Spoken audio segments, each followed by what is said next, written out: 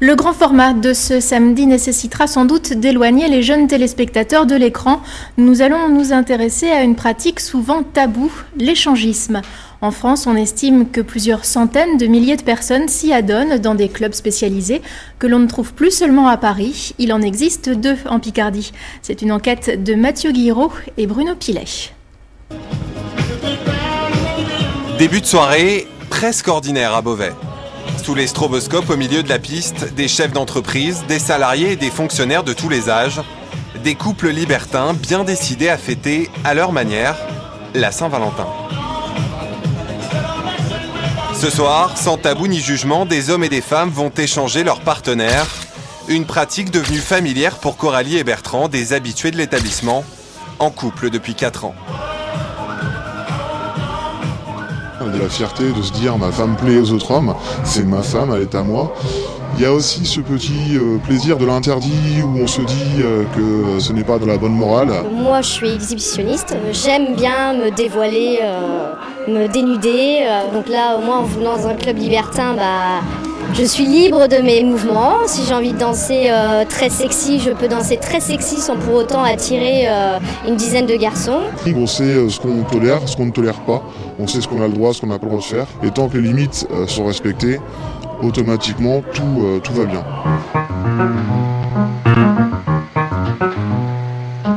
L'échangisme comme mode de vie, pour essayer de comprendre le phénomène, nous sommes rendus dans cette clinique amiénoise. Tous les jours, le docteur Ballot reçoit des patients en plein doute sur leur sexualité, des couples tentés par l'expérience qui s'interrogent sur leur désir. Premier motif, c'est réaliser un fantasme. Deuxième motif, ça peut être, dans un couple, redonner un élan à une sexualité qui commençait à devenir routinière ou d'habitude, ou même un peu de tendresse et moins de sexe. Donc l'homme, lui, est l'initiateur qui va proposer, souvent pour un fantasme, et la femme va être le réalisateur qui va gouverner en fait dans le couple. Et c'est elle qui va choisir le plus souvent le couple ou l'homme qu'elle acceptera et qui dira jusqu'où elle veut aller. Ça m'a permis de découvrir que j'étais bisexuelle et donc j'ai découvert un plaisir à partager avec une autre femme. Il faut être très uni pour pouvoir donner son ou sa partenaire et après avoir encore plus de plaisir. Donc c'est pas du tout dans un esprit de tromper, c'est au contraire augmenter le plaisir du couple par ce partage. Le samedi 12 mars, une soirée massage avec 2 tables de massage, une pour les hommes et une pour les femmes. Voyeurisme, exhibitionnisme ou triolisme, dans la pénombre des salons privés, toutes les combinaisons sont envisageables. Aucune contrainte, mais une règle d'or, un total respect envers son partenaire pour passer avec lui du rêve à la réalité. Quand on vient en club, on peut réaliser certains fantasmes, comme pour un homme d'avoir une fellation avec 2 filles. Tout se fait en accord, en harmonie dans le couple. Et c'est ici où on prend vraiment la richesse du couple, où on arrive à se comprendre et avec du dialogue, on arrive à évoluer vraiment dans notre vie de couple, de la vie de tous les jours. Le libertin, en fait, c'est simplement quelqu'un qui est libre dans sa tête. Mais après, il n'y a pas de profil, de stéréotype. C'est une personne comme tout le monde. Donc ils viennent là pour se décontracter, pour faire la fête, et plus si affinité.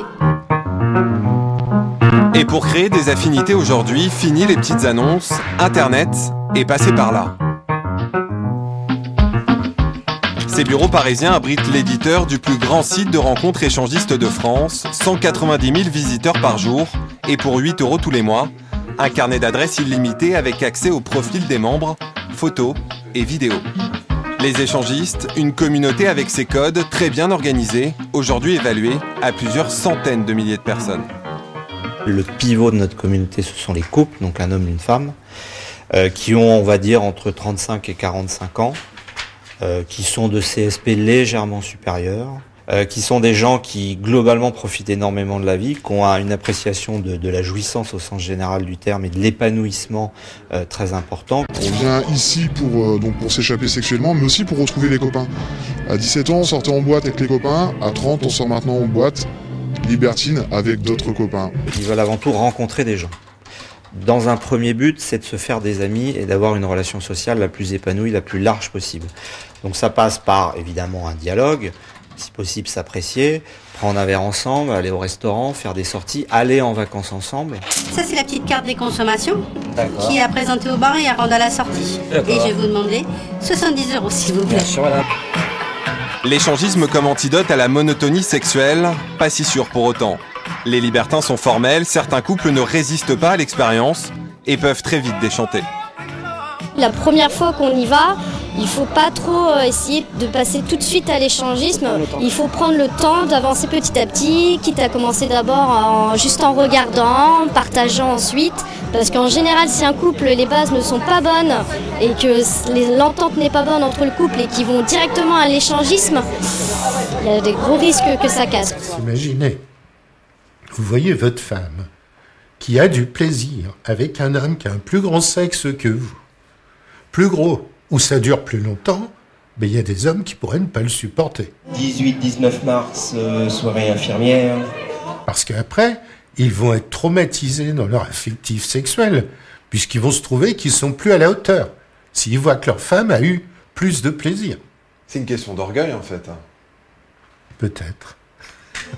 26 mars, le retour de Tiffaine, Miss Striptease Belgique 2009 et 2010, marraine du 288, reviendra faire des shows très sexy, très hot. Ce soir-là, 25 couples ont fait connaissance dans l'un des 2 seuls clubs de la région. Une parenthèse coquine avant de retrouver famille, travail et vie de tous les jours.